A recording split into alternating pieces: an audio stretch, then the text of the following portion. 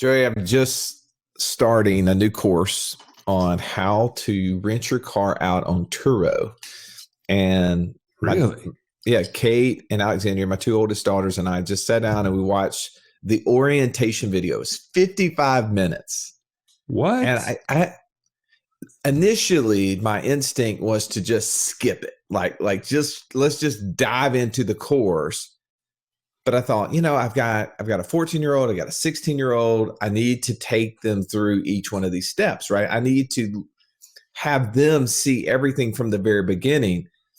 And the course provider, every single step along the way, he would open up kind of a new tab, and then it would just it'd show all the things that he was going to cover within that tab.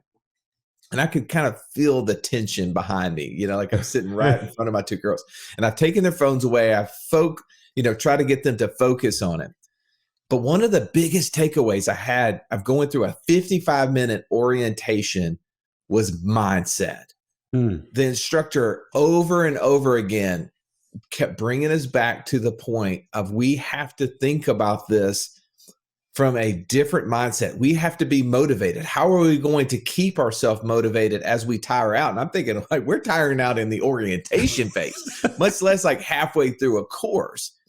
And I didn't get a chance to sit in with you guys yesterday as you were doing the podcast, the Inner Circle podcast on should I be paying my life insurance premium till age 100? But I think it's do I have to? Well, I mean, it's the same concept though, right? I feel like along that pathway is really going to mindset, motivation. How am I thinking about this?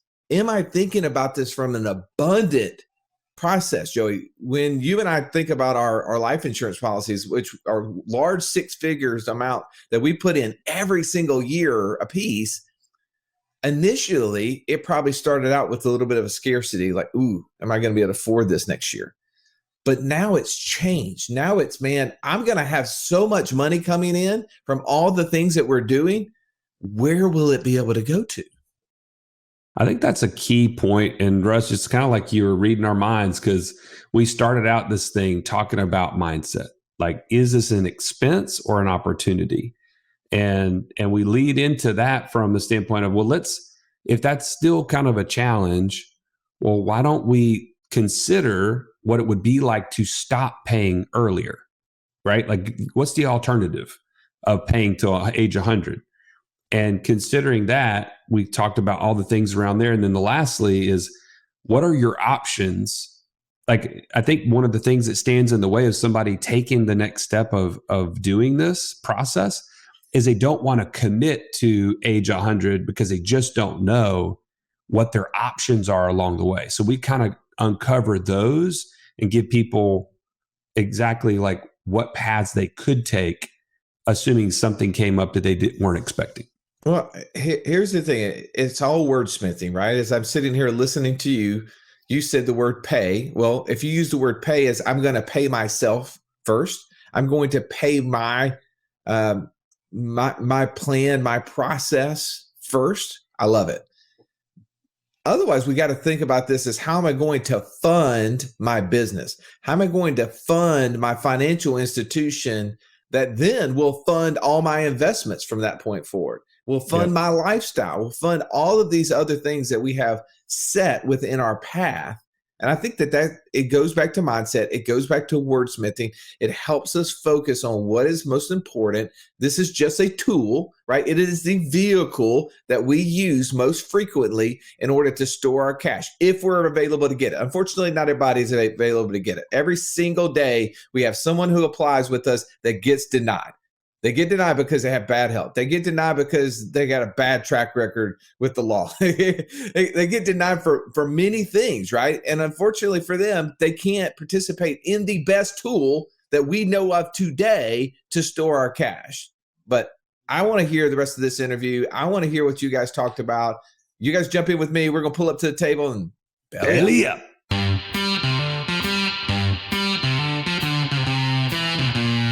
Welcome to the Wealth Without Wall Street podcast, your guide to understanding how to get out of the Wall Street rat race and start your own mailbox money lifestyle. Now, Don't let these handsome Southern draws fool you.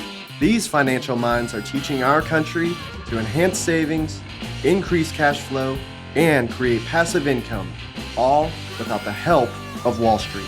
Are you ready to break through? Now here are your hosts, Russ Morgan and Joey Murray. Welcome to the Financial Freedom Roundtable, where each week we take complex financial ideas and make them simple again. I'm your host, Joey, the Italian Stallion Murray, and I am joined by the best financial coaches in the country. We're at a roundtable, but you just can't see it. And I'm going to start to my left. You know him, you love him. He's the man with the $1 million smile. Most people talk to him about being Mr. Incredible himself, Mr. JD Hill. JD, welcome to the show. You struggled a little bit there. Hey, and I don't pretend to be perfect. Hey, that's true. That's true. I love your flat bill. Thank you. The lighting is a little low in your room, though. You need to get one of those lights so that we can see you better. I'm excited to be here. I think this is actually an under-discussed topic that I'm excited for us to really get into. What is today's topic? We haven't even talked about it. Oh, we haven't. Well, the topic is, do I have to pay my premiums until I'm 100? And what if I don't live to 100? Well, I just added in the last part, but it's do I have to pay my premiums until I'm 100? And what we're talking about, life insurance premiums, right? That's right. The baseline of infinite banking is a properly structured whole life insurance policy. And so that's a natural question. Now, we're not going to answer it before we introduce everybody else, right? Let's keep going to your left. You love him. He's the financial guru who takes it downtown. That's what I like to call him. Downtown Ernie Brown. Welcome to the show. Thank you. I'm grateful for spring, grateful to be here, grateful to be around the round table, grateful to be in the inner circle. Yes, sir. Yes, sir. The inner circle is where it happens, right? If you're not a part of this conversation right now, why not? Join us. Go to wealth.wallstreet.com/free call. Jump on a call with one of these coaches, and they'll walk you through how to be a part of this inner circle and how to go the next step further towards your financial freedom goals. Now, we're going to round out the table today with the retiree of the group, the man who said, my passive income is so large, I can't stand it anymore. I have to be retired. I'm walking away from my pilot job. Mark the Gooch Haraguchi. Welcome, my friend. Good afternoon. Now, on this topic, we kind of brushed on it that we were going to roll out a new format for you. So, in that theme, do I have to pay my premium until I'm 100? I'm going to go with no. Ernie? No. JD, your answer? Immediately no. Joey, your answer? No, you do not have to. All right, thanks a lot. Be sure to like, rate, and review us. We appreciate you guys tuning in. That's it for this episode. We're going to call it a wrap. See y'all. Oh, if only it was that easy. So guys, let's talk about this. Why are we even bringing this concept up? This question, is it any reason in particular, Mark? Yeah, absolutely. This is people are so focused on the near term, right? Let's face it. We now live in a world of instant gratification. Amazon used to be a couple days, then it got to 2 day. Now it's like, you can maybe get it 1 day. You might be able to get it that day. And really everybody wants what they ordered yesterday. So we've completely transitioned away from a long-term view. And when we can see further down the road, we can actually see how this really isn't a problem, but something that's really great. And it leaves a lot of doors open for you. So you're thinking that someone's asking this question because they want immediate gratification. Well, I think what people are looking at is they're looking at this and they're thinking, oh my gosh, well, I don't even want to think that far out. That's just way too far down the road. I really only want to think about this for a shorter period of time. Go back to what Nelson said, that's actually contrary to his whole philosophy. Gotcha. JD, what's your thoughts on it? The question is, why is this important? Is that the question? Yeah. Why are we bringing it up? Why do you think so? Yeah, no, I think it's important because oftentimes when people look at IBC, they're not really, whether they've read Nelson or haven't read Nelson, or they maybe picked up YouTube or done whatever, they get the general principle of it, but they don't understand this is banking, right? And banking that's long-term thinking, right? It's generational thinking. And I think oftentimes we look at this from a very short-term perspective and not looking at it in light of the big picture, that this isn't just me and what I'm doing, but it transcends that and it goes into my kids and hopefully their kids and so on and so forth. So, I mean, it's a very long-term way of thinking that I think oftentimes we don't really consider. So you're kind of on the same boat as Mark, but you're applying it strictly to the fact that they're missing the point of banking itself.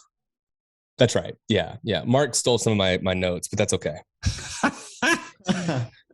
Those things kind of get blurred, you know. Ernie, what about you? Where it said JD. Yeah. Yeah.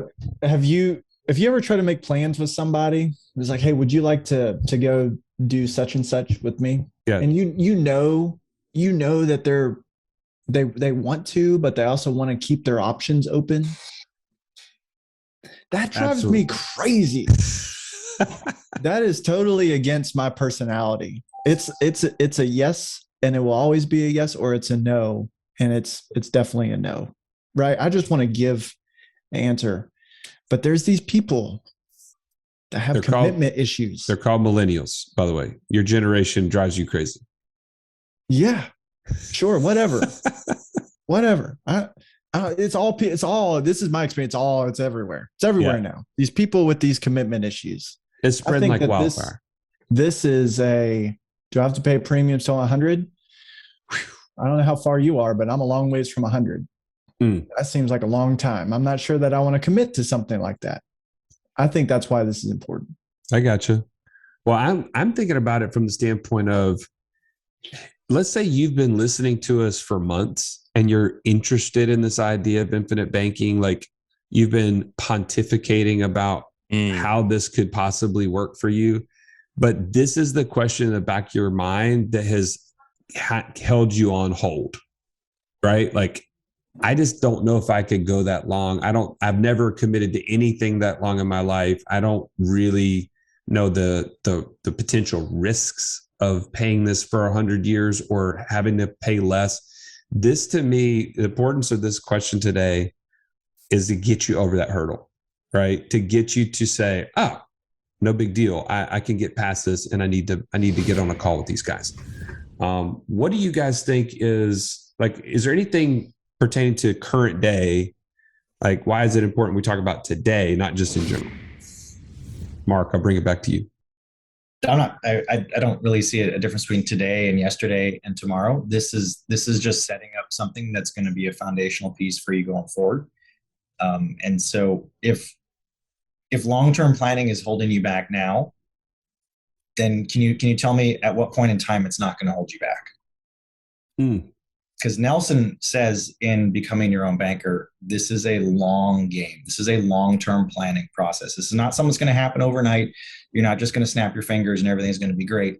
This is going to be a process. And so that's why it's going to take some time for the seeds to be sown and for the harvest to come out. And you got to be willing to tend that crop the whole way. No doubt. JD. I think this is important today. Because oftentimes we will make financial decisions 10, 15, 20 years down the road, thinking 10, 15, 20, 30 years down the road, but not actually knowing what that's going to look like, right? I mean, like, my life today looks nothing like I thought it was going to look like 10 years ago. Like, it's totally different. And we approach these types of financial decisions like, man, I'm going to stop doing this at this point. I want it to look like this. And it's not going to look like that at all, right? And I was in a meeting with Ernie one time, and I thought he'd asked a very profound question to the individual that we were talking to. And he asked the question, he said, do you think you'll ever have money not coming into your checking account? And that's a really good question, because the answer is hopefully no, right? Like, I should always have some sort of income always coming into my personal economy. Well, if I do, what better place to put that than here, right? Like, why would I ever want to stop? And so I think the reason why it's important now is because we can't think short-sighted. We have to think, are things going to change? And the answer is yes, they are, right? And so do you want the option to be able to make a decision when things change, to be able to pivot with those things as they evolve and change? Absolutely. Earn. Yeah, well, to JD, I think is is just nailing it, especially the compliments to me. I'll take all this. I had a guy today tell me that same exact thing. I think in terms of 5-year chunks, which I think there's great wisdom in that. But he's speaking of from an investment standpoint. I'm going to evaluate this over the next 5 years, and I'm going to clean off and reevaluate. So it's that thought process. Today, though, when we talk about implementing infinite banking, day one, the decision that we make about how long we can pay premium, we make that decision from day one. Can I only pay premium for 10 years, 25 years, until I'm 65, until I'm 90, 100, 121? That's a decision that gets made from day one and has long-term consequences. I just read this comment. It was so drawing joy. I wanted to share it. I realized that my time is not really mine. It's my company's. Now I have to stop negotiating my time for money, and I need to start working to become financially free. That's exactly how I felt when my daughter Adler asked me on the way to school, Dad, can you pick me up from school today? And I had to say, no, baby, I have to go to work. That's where I drew the line. In order for you to be clear on the things you need to do and stop doing, and to know who you need to become so that you can stop trading time for money, join us right now at wealthwithoutwallstreet.com/passport. Now let's get back to this episode. So you're saying that when someone is sitting through this process of building this system out, they have the ability to set the time frame of how long they pay that premium, but they commit to it literally at the outset of it. It's not something that they can extend or change in the future. Clarify that. Sure. Well, I think the tendency, the temptation is to say, I can commit to this for 5 years, or I can commit to this for 10 years. I don't want to commit to this long term because, to JD's point, I don't know what the future has to hold. But in that same breath, you're saying, I don't know what the future has to hold. Maybe I want to continue to put in this. And so I think you boil it down, would I like to have the option or not? Gotcha. Yeah, no, I love that. And I think we're gonna get into some topics today specific to what your last point, but that's going to come a little bit later. We're going to cover 3 things today. One is the mindset. Is this an expense, right? Number 2, what if we made it so you stopped paying earlier? Like, just go down the rabbit hole of what that would look like. And that way we can help kind of maybe answer the question a little bit better. And then the third, what are my options on the way to 100? So to your point, you just mentioned, Ern, we're going to go a little bit deeper on that. But I think, honestly, guys, this is all based out of the idea that your premium is an expense. And let's go into this. Banking is, and I'm quoting Nelson Nash. He would say this all the time. Sometimes even awkwardly, where people didn't know what he was even talking about. But I knew what he was talking about because I'd heard him say it a million times. Banking is, if your dollars don't go into your system, where would they go? And so let's talk about how this is not an expense, but how our brain immediately goes to that. So, Mark, talk to me about that for a second. How do you see this as a mindset issue? I think for a fair number of people, when they initially look at this, their mindset is going to, this is an expense, and expenses don't create opportunities. Expenses are just problems that I have to deal with. And the way that we look at it, and I know that me specifically, when I look at this, my premium is not an expense, it's creating opportunities for me. I mean, it's something that I have to do, but it's something that I want to do because I know that there is the benefit of it when it's done. Whereas, like when I pay every month for my truck isn't spitting out additional opportunities for me. I mean, it gets me from A to B, and it sucks a tremendous amount of gas right now, especially since gas is so expensive. Whereas when I put dollars into my banking system, right now, said banking is when I flow those dollars through my system, I not only flow it through it, and I have control over it, but now I have the opportunities of what I can do with that going forward.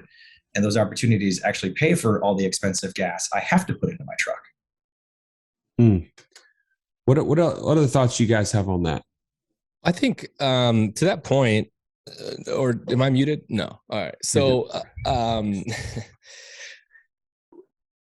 we have the ability of being able to have hindsight, and hindsight is such a wonderful thing, right? Because I can look back on where I was 6, 7, 8, 9, 10 years ago, however long ago that was, and remember how I felt when I first started my policies or some of my policies.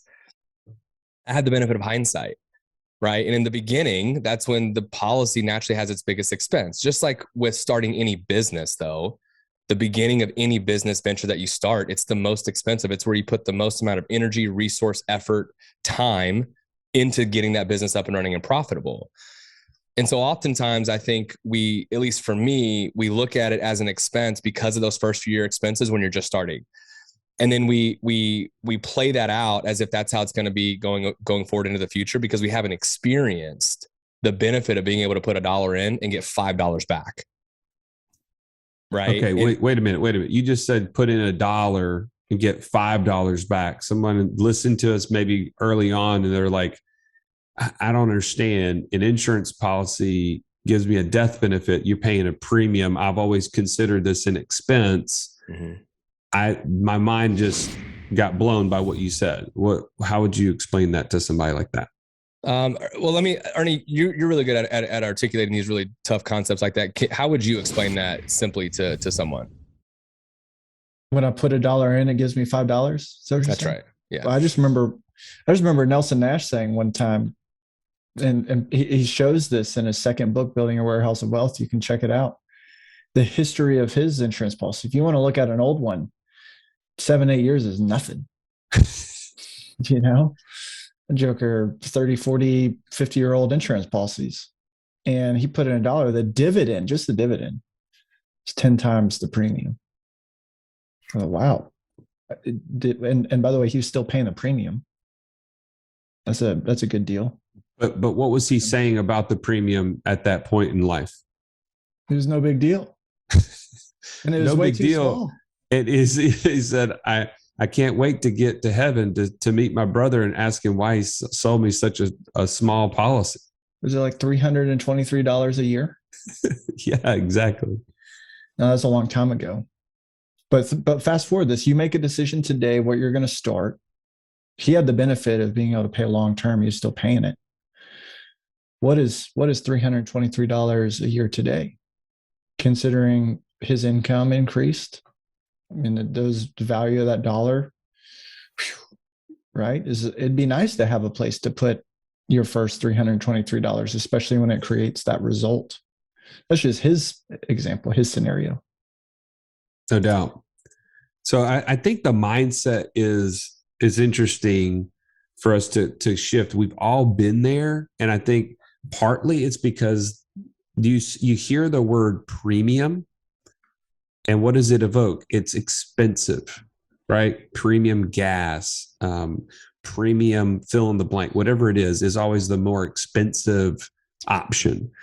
And anytime you've bought insurance of any other sort, it is always an expense until it pays out. And in many cases, you hope it doesn't pay out, right? Whereas life insurance, especially the way we build these, is always turning into cash value that we are then leveraging, as Mark mentioned, into opportunities. So let's talk about the alternative.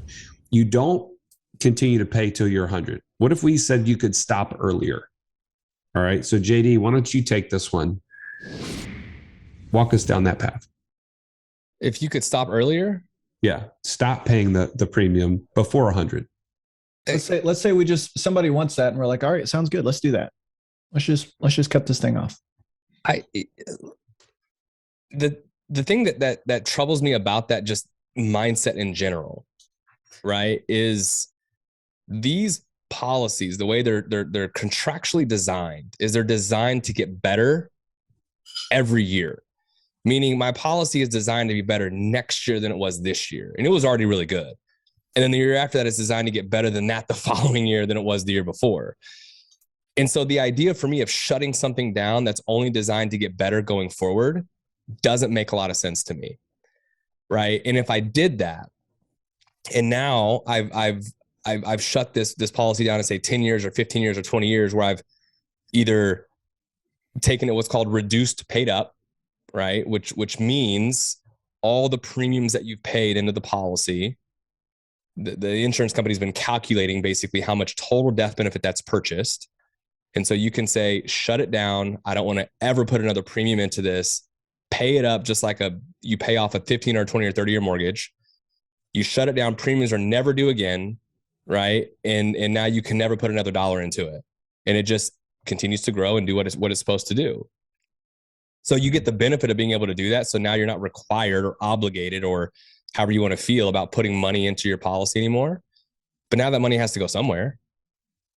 Like it has to go somewhere. So unless you're planning on being destitute and broke and no income ever coming into you again, I can't imagine a reason why you would ever want to do that. So but it is an option. What kind of a feeling do you have? I mean, just fast forward, bring the future to the present. Yeah. You have the ability. You just saw that last year I put in $1 and it created $5. And this year's your last opportunity to put that money in. How are you feeling right now when you have the money and it has to go somewhere? I'm frustrated. I'm like, how do I get another one? I'm frustrated. Exactly. I can't imagine that I've just gotten this opportunity taken away. Yeah. Right. Yeah, absolutely. Mark, what are your thoughts? My thoughts are, what if you made it just take that number, right? You said, I can only do this for 10 years and that's all I want to do. Fine. Great. You know what? We'll go ahead and build it and we're going to close that door so that this thing is designed so that you only have to pay for 10 years. And then, like you said, year 10 hits and you make that last premium payment and you go, oh man, what am I going to do with all this money? You know what? It worked for the last 10. Hey, can I start another one? Oh, that's right. I'm now uninsurable. I had a life event that came along that closed that door on me. And now I no longer have the ability to do it. And so that would just really bum me out, which, what if we made it stop earlier? Well, what we're doing is we're taking away all that efficiency. We're taking away the door to keep moving through. You're having to start the flywheel over that you just got going. Be able to start the flywheel. And I can speak to that directly because before learning about IBC, I put 10 pays on my kids. I didn't know what I didn't know, right? I'm grateful that I did it, but knowing what I know now, I wouldn't go back into it and design it that way. And there's a lot of jokers out there, right, that pretend to be practitioners of IBC and followers of Nelson, and they're not, right? And they're selling the system as the investment when it's not designed to be the investment. So when this guy that's hugging me right now, he's a little upset, so I apologize. But when he's 10, did he just find out? Did he just find out about this? That's right. But when that, I mean, obviously we'll be able to, because he's still insurable, praise the Lord. But like the fact that he's going to have a 10-year-old policy that I can't fund anymore, that's a frustrating dynamic for me, knowing what I know now. Ern, what are your thoughts on stopping short? Anybody want to stop short? Not me. I mean, I truly have nothing new to add. These guys are all over it. I mean, that's a bad feeling when you get to that point of no more dollars can go in and you're forced to look at, well, now I've got to start over. Nobody wants to come up short. Well, I'm going to say, let's transition to the last point here. What are the options in, Ern, I'll let you start us, on the way to 100? So if you set your policy up for 100 years, like until you're 100 to pay, what are your options along the way? Yeah. Well, let me just add this. 100, we just picked 100, right? There's certainly policies that go to 100. There's ones that go to 90, 95, 121. The idea is a long time, right? A long time. So let's say that you did that. That's the point. You don't actually have to pay that premium all the way until you're age 100. You absolutely have the right to, which is a great thing. But there's certain ways that you could stop. And actually, if you look at becoming your own banker, there's several different types of examples of what's being done there. Some of those are paid till 65. Many of them are paid to 100. At either point, a lot of times Nelson is switching so that the dividends are paying the premium. If you wanted to stop and the dividend was at a point where it was large enough to cover the premium, it could pay for itself. Okay. So there's one that would option. be one thing. And that's right there in the book. Right. Mark. Another one. Sorry, I'll let Mark go. No, Ernie, keep going. You're on a roll. To cut you off. Okay. Another one, to my knowledge, this one's not demonstrated in the book. Probably need to check that. Is to what's called pay up the policy. Just like you would create one with a limited pay scenario, you could do that in your long pay scenario, and it's called reduce pay up. And so you create the same result at your own timeline. Whenever you hit that point, and this is irrevocable, this is where I want to stop, you can choose to do that and pay up the policy. No more premium has to go in, no more premium can go in. And so you get the same result. You just said something so profound. It's an irrevocable decision. You cannot reverse that decision once you take it reduced paid up. There is no, take backs, right? And you can choose that from day one, or you can defer that decision to when you can dial that in when exactly you want to. Yeah. I think another option that oftentimes gets overlooked, and I discuss this often with folks that I talk about, is especially at the point in time when you put in $1 and you're really getting $3, $4, $5, $6 back, is why not put the $1 in? And if you need it, just take it right back out. But then you're creating the $5 or $6 growth, right? You can also borrow against the policy to pay the premiums to create that $5 or $6 or $7 growth. In other words, the options that you have with your policy are unbelievable, that oftentimes people don't think that you actually have with traditional whole life insurance. Mark, any other thoughts from you? I was just reading this book today, and they were talking about when is the only time in your life when you have had absolutely no fear, no concern, and only the will to win. You think about looking at little kids. When little kids are learning how to walk, they keep trying and trying. They don't know about quitting. They don't know about what the long-term implications are. They don't even know what tomorrow brings. They're just focusing on now and the reactions that they get. And they are going to keep fighting and fighting until they figure out how to stand up, stand on their own 2 feet, and actually walk. It's after that all of a sudden we now start to bring into our mind risk, concern, long-term planning. And that's all good and that's great. And we need to be cognizant of that and be prudent in our actions. But that little toddler wasn't worried about what's going to happen once I learn how to walk and if I trip and fall and skin my knee. Well, let's deal with that when we get there. And I think that's kind of what we're trying to illustrate here with our conversation, which is I want to have the opportunity to do this as long as possible. I want to be able to fight to keep it going in the future. I love options. And that's if you are involved in the infinite banking concept, you are involved in options, because the option of how you repay your loan, how you come up with your premiums, how you do all these things, those are options that are there for you. But once you start closing a door, sometimes it can be virtually impossible to open that door. So wouldn't you rather have the door open and you get there and, like Ernie said, now you get to make the choice. You know what? I think I'm ready to close this door. Or, you know what? Give me a second. I'm going to figure out how I can keep this door open and walk through it, because maybe I have a windfall coming. Maybe that's going to cover my premium. Or maybe I could take a loan, right? Because you guys tell me, are there any restrictions on what you can take a policy loan for? No. Immediately haven't found it yet. And we've all done some pretty creative things with what we've borrowed money for. And so you can actually borrow against your policy to fund your premiums, right? These are all the opportunities and things. And I don't expect you to know them all, because I surely didn't. But hey, if you work with us, these are the things we can help you see. I never want you to make a decision in a vacuum or feel like you are truly an army of one. When you get to those moments, you have concerns about making your premium. You have concerns about ongoing premium. That's what the inner circle is for. That's what your community coach is for. So we can help you see the landscape so that you can make the best tactical decision of how to proceed forward. Yes, that's what we're about to do. We're actually about to break down even some numbers so that people can see what we're talking about in the inner circle. So if you haven't joined us, again, go to wealthwithoutwallstreet.com/free call and jump on a call with one of these guys so that they can go through that process with you.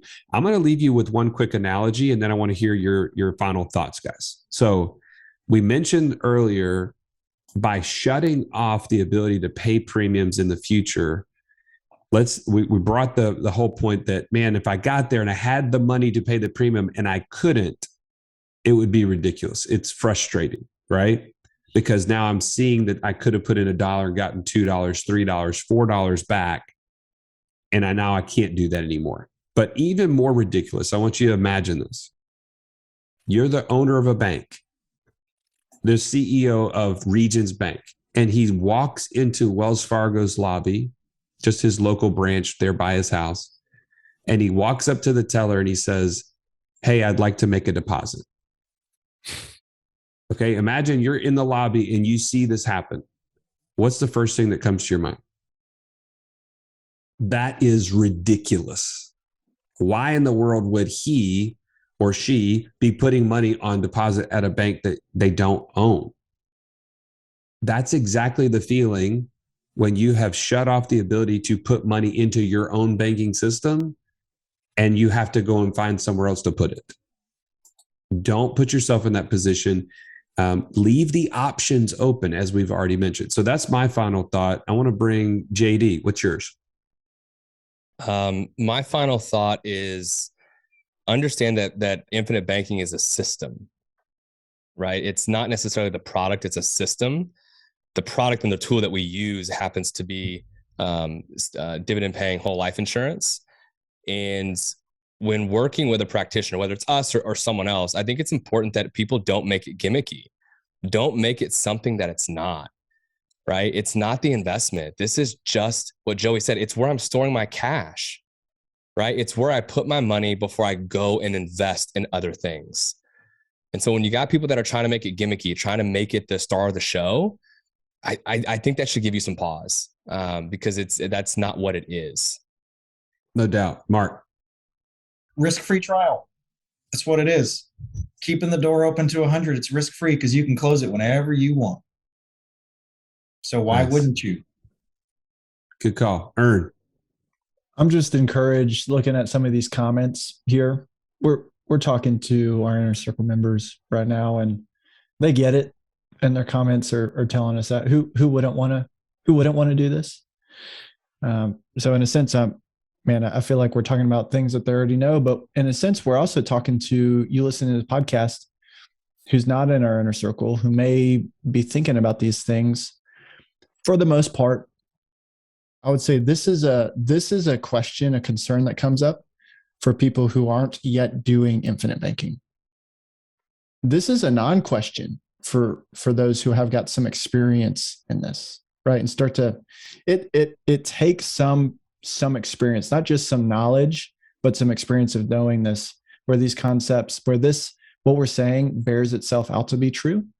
And so I would say, man, I encourage you, if you're looking at this, number one, keep the option open.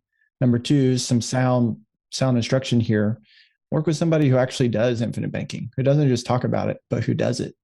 And doesn't just talk about Nelson, but ascribes to Nelson. And participate in our circle. These guys, it's encouraging to see these comments. I'll just leave it with that. Awesome.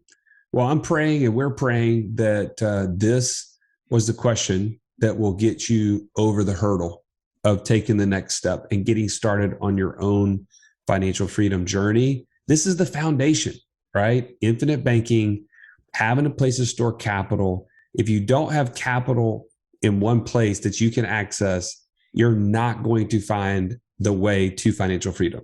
It just is that simple. So hopefully this has helped you take the next step. If it has, please like this, rate us, review us on Apple Podcasts so that other people can find us as well. And as always, we appreciate you and we'll see you on the next episode.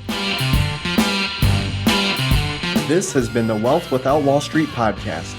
Don't forget to subscribe to the show to break free of the Wall Street mindset and begin building wealth on your own terms in places you understand so that your wealth will never run dry. See you next episode.